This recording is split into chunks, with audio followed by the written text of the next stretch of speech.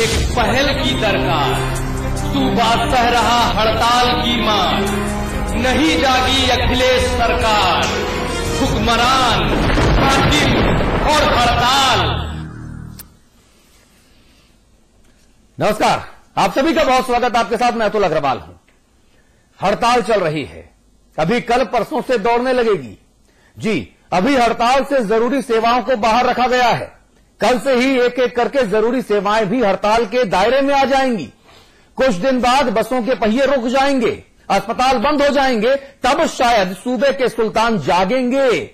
क्योंकि 7 दिन हो गए साहब, और साहब ने सुध नहीं ली है। सिर्फ एक दिन मीटिंग का खेल हुआ, मीटिंग खेली गई, उसके बाद कान में रुई लगा ली गई। शायद चुनावों की तैयारियों से बड़ा इस समय कुछ भी नहीं है, हक भी नहीं है, हड़ताल भी नहीं है। इस मुद्दे पर बातचीत करेंगे अमिताभ अग्निहोत्री जी, हमारे मैनेजिंग एडिटर हमारे साथ हैं। आपको लखनऊ लेकर चलूंगा, भाई गोविंद पंत राजू हमारे साथ हैं, आप हमारे स्थानीय संपादक हैं। अजय सिंह साहब हैं, आप अध्यक्ष हैं राज्य कर्मचारी महासंघ के। आप सभी लोगों से उस मुद्दे पर बातचीत करूंगा। तो उत्तर प्रदेश में सरकारी राज्य कर्मचारियों की हड़ताल लगातार जारी है। हड़ताल से सरकारी दफ्तरों में कामकाज ठप्प है, आम जनता को दिक्कतों का सामना करना पड़ रहा है। राज्य सरकार हड़ताली कर्मचारियों से संपर्क करके बातचीत करने और समझौता करने को लेकर गंभीर नजर नहीं आ रही, लेकिन दावे पूरी गंभीरता के साथ सरकार की तरफ से जरूर किए जा रहे हैं।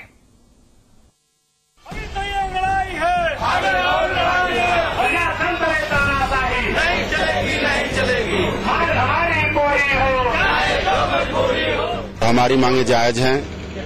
हम सरकार के कर्मचारी हैं। हम सरकार के सारी योजनाओं को क्रियान्वित करते हैं। मुख्य लक्ष्य ये है कि हमारी जो पुरानी मांगे हैं, जो पुरानी सुविधाएं हैं, उनको बहाल किया जाए। हक के लिए हड़ताल ही होशियारी है। हुक्मरान को होश में लाने और खुद को होशियार साबित करने के सवाल ने जिंदा जनतंत्र में जनता को ही हाशिए पर लाकर पटक दिया है। कोई परेशान हो, कोई पीड़ित हो, कोई पिसे, लेकिन हुक्मरान और हक वालों के बीच की होड़ हड़ताल पर जाकर ठिठक गई है। सरकार सहयोग नहीं कर रही है, सरकार तो व्यवधान पैदा कर रही है। हड़ताल से आम जनता परेशान हो रही है। दुनिया झुकती है, बस झुकाने वाला चाहिए। कर्मचारियों ने ये ब्रह्म वाक्य कंठस्थ कर लिए हैं। इसीलिए आगे की हड़ताल का हाल सुनिए। 19 नवंबर से ओपीडी के पर्चे नहीं कटेंगे। 20 नवंबर से पैथोलॉजी का कामकाज ठप हो जाएगा।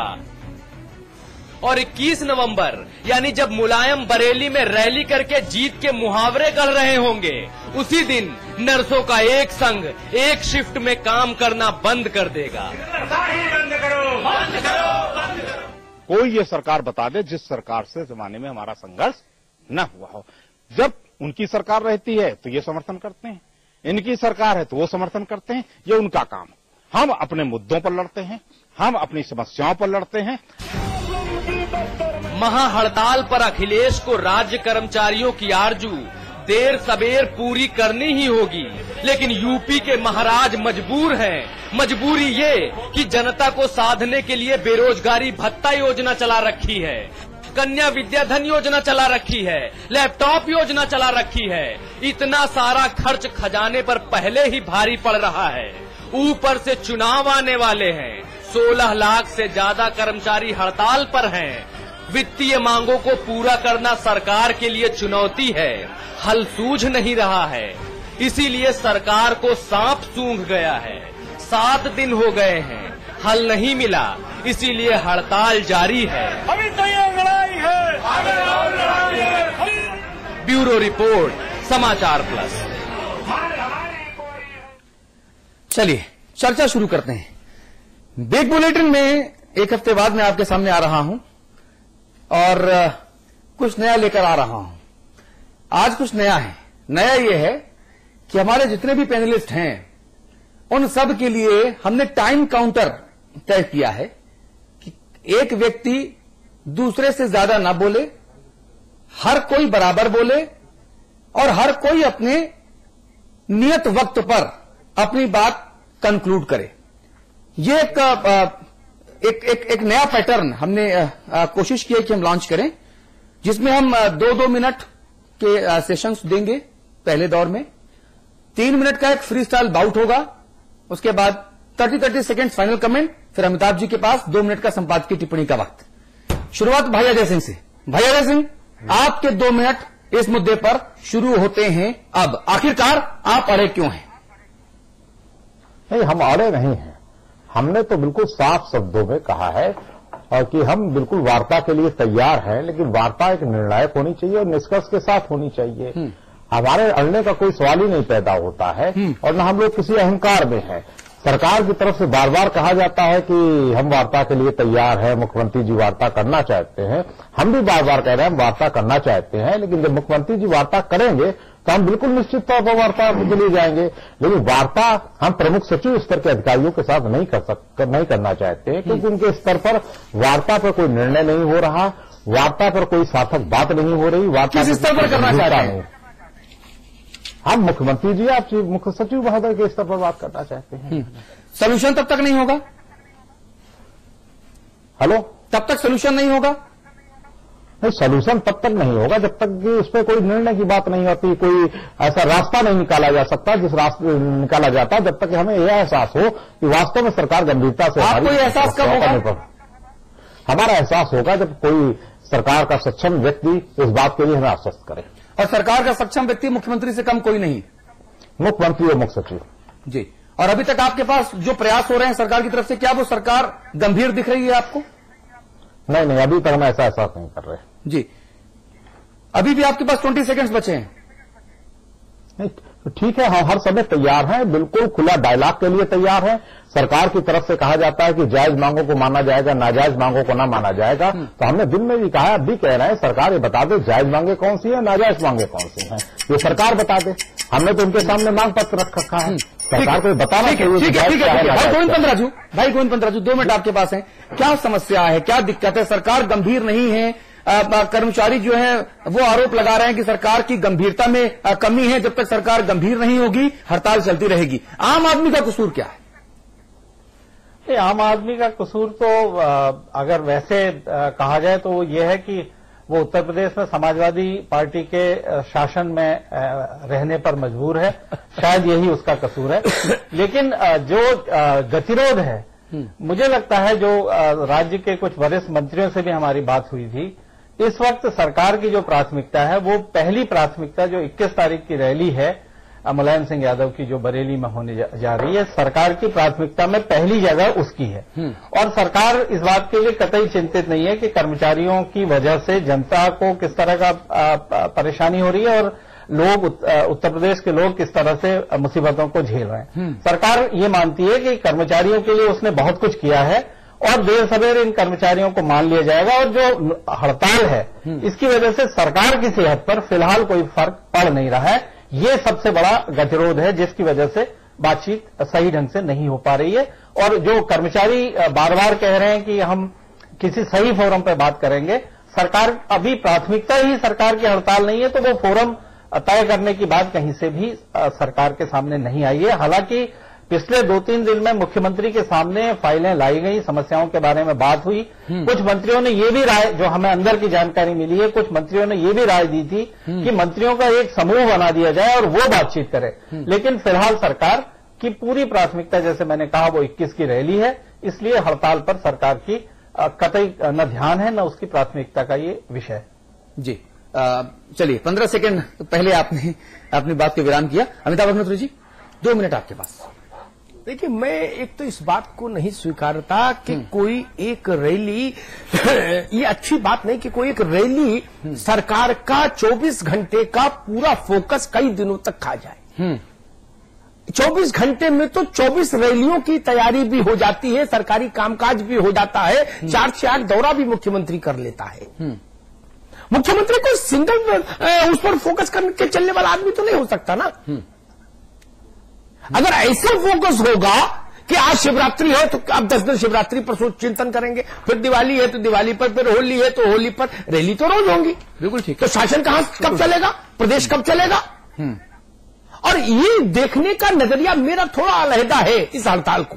लोग कह रहे हैं इतने करोड़ों का नुकसान हो गया, इतने अरब का नुकसान हो गया, इन लोगों को तकलीफ हो गई, जनता को। मैं कहता हूं ये 16 लाख लोग और इनके परिवार तकलीफ में है, यहीं से बात क्यों नहीं शुरू करते हैं? हड़ताल के चलते किनको तकलीफ हुई इस बहस में नहीं जाता मैं इस बहस में हूं कि इन 16 लाख लोग और इनके परिवार के लोग एक के साथ 5 जोड़ दे तो मैंने कहा था 80 लाख लोग तकलीफ में हैं। इनकी सुनवाई पहले करिए। हड़ताल हुई क्यों और गतिरोध क्यों? राजेंद्र चौधरी जी ने एक पत्र जारी किया कि मुख्यमंत्री जी गंभीर हैं और संवेदनशील है और उनके स्तर पर बात होनी चाहिए। उस पत्र के बाद हमको लगा, अजय जी को भी लगा होगा कि शायद अब न्योता आएगा।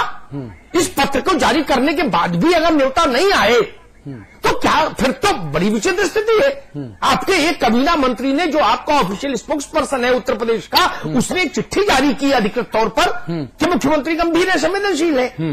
तो उसका निहितार्थ यह था कि शायद अब आने वाले 24 घंटे में वार्ता हो जाएगी, लेकिन वार्ता नहीं हुई। तो अगर आपके पास छोटे छोटे सार्वजनिक समारोहों में जाने का समय है, फीता काटने का समय है, मूर्ति अनावरण का समय है, फोटो प्रदर्शनी के उद्घाटन का समय है, फिर ये 16 लाख लोगों के जीवन से जुड़े सवाल पर बात करने का समय नहीं। कितना समय लगता? 1 घंटा चाहिए। 1 घंटा अगर 7 दिन में नहीं मिला तो बड़ी शर्मिंदगी की बात है। अजय सिंह साहब, कहा जा रहा है जो हड़ताली कर्मचारी हैं कि जो आवश्यक सेवाएं हैं अब उनको भी आप अपनी हड़ताल के दायरे में लेकर आएंगे, यानी आम लोगों के लिए जो मुश्किल है वो और ज्यादा बढ़ने वाली हैं। आम लोग, मैं बार बार देखिए, मेरी चिंता सरकार की नहीं है, मेरी चिंता कर्मचारियों की जरूर है, लेकिन उससे ज्यादा चिंता मेरी आम जन की है, जो उत्तर प्रदेश में रहने वाले 23 करोड़ लोग हैं। हमारी चिंता उनकी है कि आखिरकार उनका सर्वाइवल कैसे होगा। वैसे ही पहले से ही वह सुरक्षा, बेरोजगारी, बिजली नहीं है, पानी नहीं है, सड़क नहीं है, पुल नहीं है, इन तमाम, स्वास्थ्य नहीं है, शिक्षा नहीं, इन चीजों से जूझ रही है। और लोग अब ऊपर से करेला और नींद चढ़ा, हड़ताल। और देखिए, बहुत धीरे धीरे हम लोग आवश्यक सेवाओं की ओर आगे बढ़ रहे हैं। हम आज भी एकदम से आवश्यक सेवाओं को बंद करने नहीं जा रहे, धीरे धीरे बंद करने जा रहे हैं, पहली बात। दूसरी बात, ये खाली 16 लाख जैसा कि अफ्ताब जी कह रहे थे, इस हड़ताल में ऐसे लोग हैं जिनको 3,500 रुपए महीने सैलरी मिलती है। इस हड़ताल में ऐसे लोग हैं जिन्हें 200 रुपए प्रतिमाह मिलता है। इस हड़ताल में ऐसे मनरेगा कोऑर्डिनेटर हैं जिन्हें 100 रुपए महीने मिलता है। ऐसे पीआरडी जवान हैं जिन्हें 1 दिन की ड्यूटी नहीं मिलती, उनको जो है वर्दी दे दी गई, ट्रेनिंग दे दी गई, उनके नाम पर राइफलें थानों के अंदर रखी हुई हैं। अन्य तमाम कर्मचारी ऐसा है कि जो बहुत ही, मतलब ऐसा कर्मचारी भी शामिल है जो गरीबी रेखा के नीचे जी रहा है, उसकी स्थिति मनरेगा मजदूरों से भी ज्यादा दयनीय है। सरकार की उनके प्रति कोई चिंता नहीं है। सरकार जिस तरीके के रवैये से साथ चल रही है, जैसे आपने कहा, पूछा कि गंभीरता सरकार की, गंभीरता नहीं, वो जब टेबल पे हम लोग वार्ता में जाया करते थे तो जो भी बैठता था सरकार के पक्ष से, शासन के पक्ष से, वो पूरा एक एक मांगों पर पूरा अपना चार्ट बनाकर बैठा करता था कि इसमें ये प्रगति है, इसमें ये प्रगति है, हम ये कार्रवाई कर रहे हैं, इसमें ये दिक्कत है, इसमें ये दिक्कत है।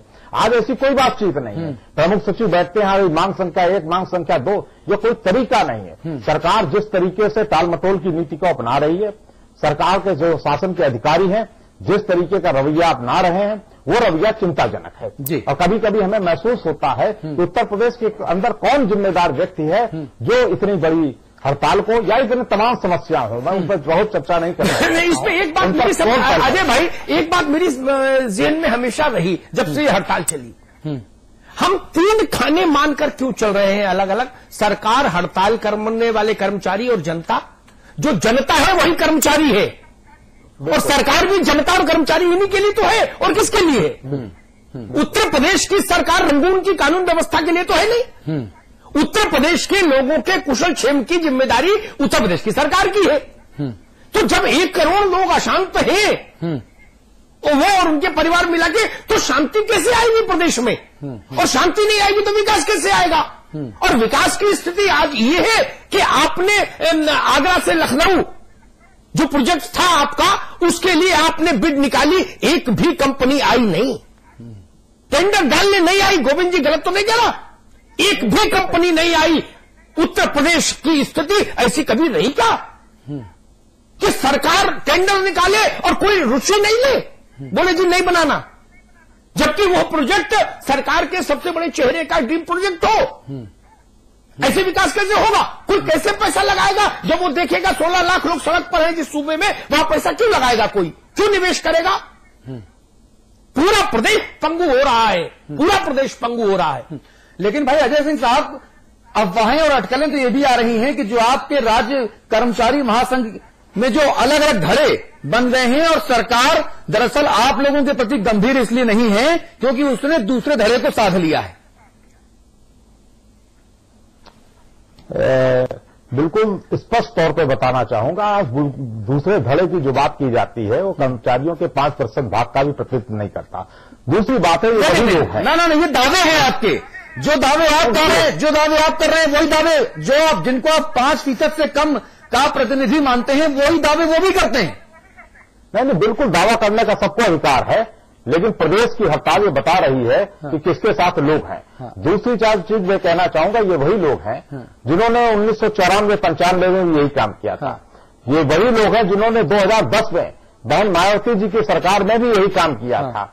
इसलिए कर्मचारी सारी चीजें जान रहा है। सिंह साहब, तो सरकार की तरफ से तो ये कहा जा सकता है कि पहले अपना घर तो आप देख नहीं पा रहे, हमको नसीहत देने चले आ रहे हो। नहीं, तो इसमें देखिए मूल बात क्या है, हम कह रहे कितने भी हड़ताल के विरोध में हो, काम नहीं हो रहा, लोग अशांत हैं, लाखों कर्मचारी सड़क पर हैं, इतना तो सच है। हमारा कैमरा दिखा रहा। तो सरकार की जिम्मेदारी है, वो 16 लाख हो, वो 8 लाख हो, 8 लाख लोग हैं, तो क्या उनकी तवज्जो नहीं होगी?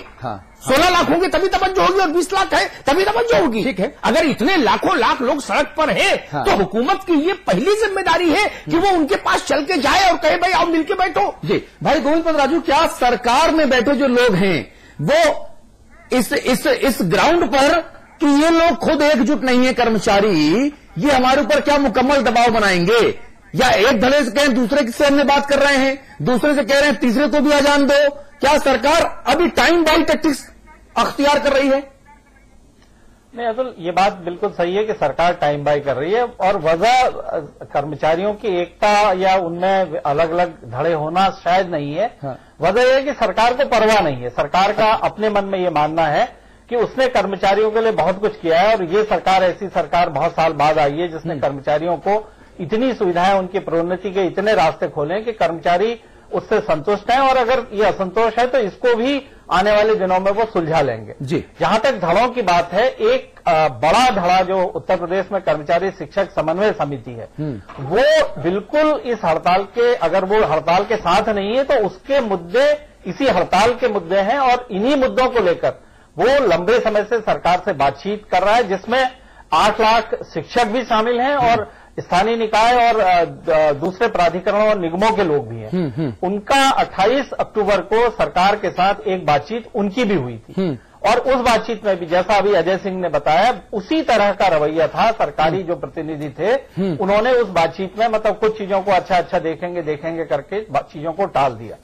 उस धड़े का साफ कहना है कि हम बातचीत करने को हम तैयार हैं, लेकिन हम बातचीत करेंगे ऐसे लोगों से जो, क्योंकि मामले नीतिगत हैं, ठीक है, बातचीत ऐसे लोगों से होनी चाहिए जो नीति निर्धारित करने की क्षमता रखते हैं, यानी कि सरकार के साथ बातचीत। और उस धड़े का 21 तारीख को लखनऊ में एक बहुत बड़ा प्रदर्शन होने जा रहा है राज्यव्यापी, जिस प्रदर्शन में लखनऊ में विधानसभा का घेराव किया जाएगा। ठीक है, और मुद्दे उनके बिल्कुल वही है जो इस धड़े के हैं। तो अगर कर्मचारियों की व्यापक एकता की बात करें तो जो मुद्दों को लेकर कर्मचारियों में व्यापक एकता है। अगर कुछ लोग हड़ताल को तोड़ने की कोशिश कर रहे हैं तो वो शायद बहुत कम लोग हैं। जी, ये मुद्दा सरकार की जो इस आंदोलन के प्रति लापरवाही है उसकी मुख्य वजह नहीं है कि कर्मचारियों में एकता नहीं। ठीक है, अजय सिंह साहब 2 मिनट आपके पास फिर से मैं देना चाहता हूं, उम्मीद करता हूं कि 2 मिनट का वक्त जो है आप पूरा इस्तेमाल करेंगे।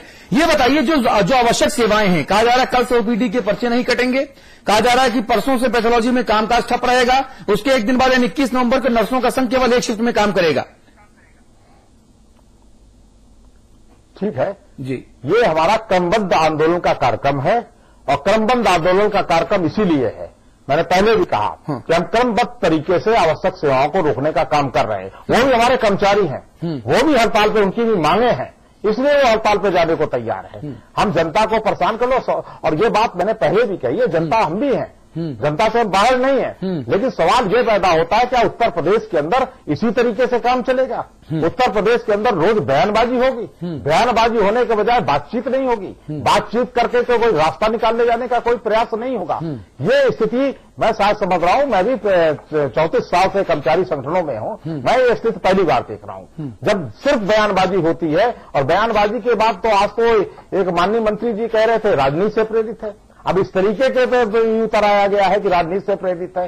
ये जो बातें हैं इस तरीके की बातें नहीं होनी चाहिए। उत्तर प्रदेश के अंदर कोई सार्थक प्रयास होना चाहिए, उत्तर प्रदेश में एक ऐसा माहौल खड़ा किया जाना चाहिए जिससे कि हड़ताल वापस हो सके। और इसलिए हम जब सहयोग करने के लिए तैयार है तो सरकार को क्या दिक्कत है? सरकार को आगे आना चाहिए। ये भी सवाल होता है कहीं अहम का टकराव नहीं है। हमने साफ कहा कि हमारा कोई अहंकार नहीं है, किस बात का हम अहंकार रखेंगे? हम तो साफ बातें हैं, हमने सरकार के सामने मांगे रखी हैं। सरकार अगर कहती है कि जायज है नाजायज है वो बताने का काम करे, लेकिन हम पूरी ईमानदारी के साथ कहना चाहते हैं हमने जो भी एक एक मांग रखी है उन सारी मांगों पर हम खुली डिबेट करने के लिए भी तैयार है, लेकिन सरकार के लोग ये बता दें कि वो नाजायज मांगे कौन सी। जी भाई गोविंद राजू, अजय सिंह ने जैसे अभी कहा कि अहम का टकराव नहीं है, लेकिन मुझे लगता है कि सरकार की तरफ से अगर प्राथमिकता इस मुद्दे पर नहीं है तो कहीं अहम का टकराव जरूर है। सरकार को लगता है कि हमने कर्मचारियों के लिए इतना कुछ किया और ये कर्मचारी बिल्कुल हमारी बात को नहीं मान रहे हैं, हमारी चीजों पर ध्यान नहीं दे रहे हैं और हड़ताल किए जा रहे हैं। और हड़ताल को सरकार अपनी तरफ से सुलझाने के लिए कोई कोशिश नहीं करना चाहती, क्योंकि उसकी भी जिद है कि वो कर्मचारियों को बहुत कुछ दे रही है और जब वक्त आएगा तब वो कर्मचारियों के बारे में अगर उसे जरूरत पड़ेगी तो वो कुछ करेगी। क्योंकि जिस तरह से कई मंत्रियों के बयान आए, ये अजय सिंह ने भी अभी कहा कि पहली बार अपने लंबे जो एक कर्मचारी नेता के तौर पर उन्होंने अपना जो लंबा जीवन सार्वजनिक जीवन है उसमें पहली बार ऐसा देखा है कि सरकार इतना कड़ा रवैया अपना रही है। हमने भी ऐसा देखा है कि सरकार हमेशा इस तरह के आंदोलनों में बातचीत का रास्ता एक खुला रखती है और बातचीत के जरिए चीजों को सुलझाया जाता है। कर्मचारी कहीं सरकार के दुश्मन नहीं है, वो सरकार का हिस्सा है, सरकार के मातहत है और सरकार उनकी संरक्षक है, उनकी सरकार जिम्मेदारी सरकार की है। तो और कर्मचारी हमारे अलग अलग कर्मचारी नेताओं से जितनी भी बात हुई है जो हड़ताल में सीधे शामिल है या जो सीधे शामिल नहीं भी हैं, उन सबका मानना है कि सरकार गार्जियन है, वो अगर कुछ चीजों पर ऐसी स्थिति आती है कि संभव नहीं है तो हम लोग उस पर समझने को तैयार है, लेकिन सरकार समझाए तो सरकार बातचीत तो करे। और उत्तर प्रदेश में जिस तरह की एक अजीब सी राजनीतिक शून्यता है सरकार के स्तर पर, जिस तरह से तमाम मामलों में हम देख रहे हैं कि मुद्दों पर सरकार कहीं गंभीर नहीं दिखाई देती, इस हड़ताल के मामले में भी ऐसा ही दिख रहा है कि हड़ताल होती रहे, सरकार के मंत्री अलग अलग तरह के बयान देते हैं। कोई मंत्री कहता है बातचीत का रास्ता खुला है, कोई मंत्री कहता है यह हड़ताल राजनीति से प्रेरित है। अभी किसी दल विशेष से जुड़े होने के आरोप नहीं लगे हैं। अगर आने वाले दिनों में किसी दल विशेष का समर्थन ज्यादा दिखाई दे तो हो सकता है कि सरकार इस तरह के भी आरोप लगाए। ये ठीक नहीं है। सरकार को एक गार्जियन के तौर पर इस मामले में प्रयास करना चाहिए और इसको जल्दी से जल्दी सुलझाने की कोशिश करनी चाहिए। अमिताभ अग्निहोत्री जी, प्रॉब्लम वाकई बहुत जटिल है, समस्या वाकई बहुत जटिल है, लेकिन सोल्यूशन वो नजर नहीं आ रहा। 2 मिनट में मैं चाहूंगा सोल्यूशन। मैं वही कह रहा हूं कि देखिए, जो मैं अगर गोविंद जी की बात मानूं कि सरकार के जो लोग कह रहे हैं कि भाई इस सरकार ने बहुत दिया कर्मचारियों को, इसलिए अब हम नाराज हो गए कि इतना दिया फिर भी ये क्यों नहीं माने, तो बच्चे को माना कि आपने बहुत सारी चॉकलेट और टॉयज दिला दिए, फिर भी बच्चा रो रहा है तो क्या आप उसको मरने देंगे? कहेंगे इतना तो दिला दिया, अब मर जाओ, कोई दिक्कत नहीं, मर जाओ, अगला बच्चा देखेंगे, अब ठीक है, अगले को ट्राई करेंगे, अब इसको तो मरने दो। ये भाव होगा क्या मां का, पिता का? सरकार पिता है, मां है, माना कि और राजनीति से भी प्रेरित हो तो भी क्या हड़ताल के लोग हड़ताल करते रहेंगे? सुनेगी नहीं, हम हुकूमत सुनेगी नहीं। मैं याद दिलाऊं, ये तो 16 लाख लोग हैं। सिसौली में बाबा टिकैत बैठे थे, उत्तर प्रदेश का मुख्यमंत्री वीर बहादुर और भारत का प्रधानमंत्री चलकर सिसौली गया था। उनकी नाक नहीं थी, वो छोटे नेता थे, वो छोटे कुर्सी पर बैठते थे क्या लखनऊ में? भारत का प्रधानमंत्री भी गया था चलकर किसानों के बीच में। अपनों के बीच में जाने में क्या दिक्कत? यहां तो सिसौली भी नहीं जाना, लखनऊ में अजय सिंह जी है, लखनऊ में ही आप हो, कर्मचारी है, वहीं आप है, बुला के बात कर लीजिए। 1 घंटा और 10 कप चाय और 10 ग्लूकोज का बिस्कुट, इतने तो खर्चे, और क्या खर्चा है? ठीक बात, क्या समस्या है? ठीक बात, कहां पर समस्या है? मत खिलाइए काजू और पेस्ट्री इनको, अरे ग्लूकोज के बिस्किट खिला दीजिएगा और आधा कप चाय पिला दीजिए और प्यार से बात कर लीजिए। समस्या का समाधान करिए। अहम की लड़ाई में प्रदेश तबाह हो जाएगा। और कब तक चलेगा ये? कोई दीवार कहीं तो आएगी ना, तब जिम्मेदारी किसकी होगी? जो प्रदेश में हाहाकार मचेगा आने वाले दिनों में, उसके लिए जिम्मेदार कौन होगा? इतिहास किसको दोषी ठहराएगा? पहल किसको करनी चाहिए थी? अधिकार किसके हाथ में थे? मेरे हाथ में थे क्या, या अजय सिंह जी के हाथ में है अपनी मांगे मान लेना? नहीं, जिसके हाथ में है अधिकार, पहल उसको करनी पड़ती है, दायित्व तो उसका बनता है। जी अजय सिंह साहब, जिसके हाथ में अधिकार होते हैं पहल उसको करनी पड़ती है, सरकार पहल नहीं कर रही। 30 सेकंड्स में सोल्यूशन क्या है? 30 सेकंड आपके पास। सलूशन सीधा सीधा है कि सरकार का कोई जिम्मेदार आदमी, जैसे मैंने कहा माननीय मुख्यमंत्री जी, चाहे मुख्य सचिव महोदय, इस पर बात करें और बात करके हमने जो बातें कही हैं वो बतावें कि उन बातों पर वो क्या करना चाहते हैं, उसका क्या रिजल्ट देना चाहते हैं, तब कहीं जाकर कोई रास्ता निकलेगा। और डायलॉग से रास्ता निकलता है और बिना डायलॉग के कोई दूसरा रास्ता है नहीं। और लोकतंत्र में यही एक तरीका है, इसके अलावा कोई दूसरा तरीका नहीं है। कभी एस्मा की बात कर देना, कभी जिलों में धारा 144 लगाने की बात करना, इस तरीके की बातें करने से हम लोगों ने भी निर्णय लिया है। आप धारा 144 लगाओगे, गिरफ्तारी देंगे। ठीक है, आपका टाइम खत्म हो चुका है। भाई गोविंद पंत राजू, जो जिस सोल्यूशन की तरफ हम लगातार फोकस कर रहे हैं, जी समस्या जटिल है, इसमें कोई शक नहीं है, लेकिन इसका सोल्यूशन भी तो आना चाहिए, वो मुझे नजर नहीं आ रहा है। नहीं, बिल्कुल समस्या जटिल है, लेकिन जैसे कि जो कर्मचारी संघ नेताओं से हमारी बातचीत हुई है, उसमें एक चीज बिल्कुल साफ आती है कि कर्मचारी नेता रिजिड नहीं है। अब बहुत सारे मामलों में, बहुत सारे आंदोलनों में ऐसा होता है कि 1 या 2 या 3 मांगे ऐसी हैं कि इन पर माने समझौते के बिना कोई हड़ताल खत्म नहीं होगी। इस बार ऐसा नहीं है। कर्मचारी नेता ये कहते हैं कि भाई बातचीत हो, अगर किसी मामले में सरकार हमको ये इतना संतुष्ट कर देती है कि संभव नहीं है तो हम उसके लिए भी तैयार हैं। हाँ, लेकिन बातचीत तो हो, तो मुझे लगता है ये जड़ता टूटनी चाहिए, बातचीत होनी चाहिए। और साथ ही साथ हम समाचार प्लस की तरफ से अपील भी कर्मचारी नेताओं से करना चाहते हैं कि कम से कम आवश्यक सेवाएं जो हैं उनसे अगर हड़ताल को वो अलग रखें तो ये उत्तर प्रदेश की जो बहुत परेशान जनता है उसके लिए थोड़ी सी राहत की बात। जी अमिताभ मिश्र जी, संपादक की टिप्पणी प्लीज, 2 मिनट। देखिए, मैं तो कहूंगा कि जिस दिन पहले दिन हम बहस लेकर आए थे इस मुद्दे पर, उसी दिन जो कर्मचारी नेता हमारे साथ थे, शायद अजय जी थे और शैलेंद्र दुबे जी थे, इस बात पर राजी हो गए थे कि चलिए पेंशन वाला मसला छोड़ दीजिए, वो लखनऊ के हाथ में नहीं, उसको छोड़ देते हैं। इतनी बात हमारे साथ हो गई, तो जब राजा के साथ बैठेंगे तो बात क्यों नहीं बनेगी? मुझे कोई समझाए ना काबिल आके, कोई नजीमी, कोई विद्वान समझाए, दरवाजा तो खोलिए हुजूर। और एक बात कहूं, बात कर भी लग जाएगी, कहेंगे अमिताभ जी कड़वा बोलते हैं। मुजफ्फरनगर के मौलाना नजीर 90 मिनट बंद दरवाजे का समय निकाला था ना उनके साथ सत्संग करने का। नजीर कौन सा ज्ञान दे रहे थे, कौन सा? अर्थशास्त्र में नोबेल पुरस्कार प्राप्त है क्या, कि उत्तर प्रदेश के कायाकल्प का विधान बता रहे थे?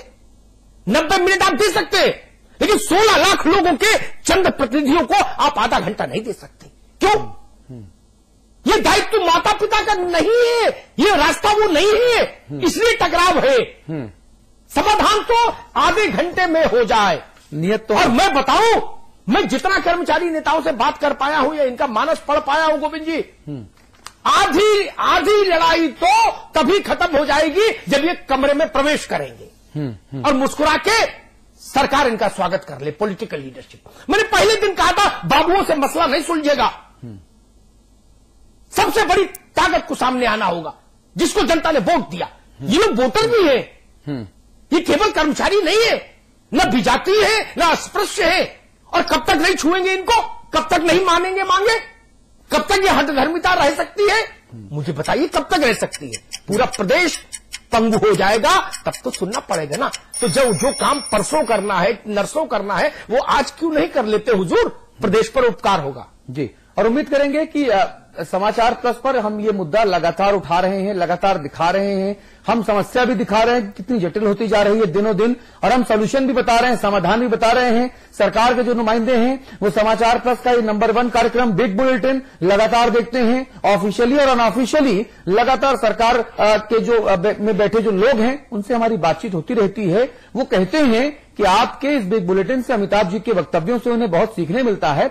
उम्मीद करते हैं कि जो सोल्यूशन आज इस मंच पर डिस्कस हो रहे हैं उन पर सरकार ध्यान देंगी और कर्मचारियों को भी इस हड़ताल से निजात मिलेगी, प्रदेश के जो आम जन हैं वो भी इस हड़ताल से निजात पा सकेंगे और सरकार भी जो फजीहत उसकी चहुं ओर हो रही है उससे मुक्ति पा सकेगी। ये हमारी सोच है और ये हमारा विश्वास। आप सभी का बहुत शुक्रिया। अमिताभ जी आप बने रहेंगे। एक ब्रेक हमको यहां पर लेना है, ब्रेक के उस पार बात उत्तराखंड की होगी। एक पहल की दरकार, सूबा सह रहा हड़ताल की मार, नहीं जागी अखिलेश सरकार, हुक्मरान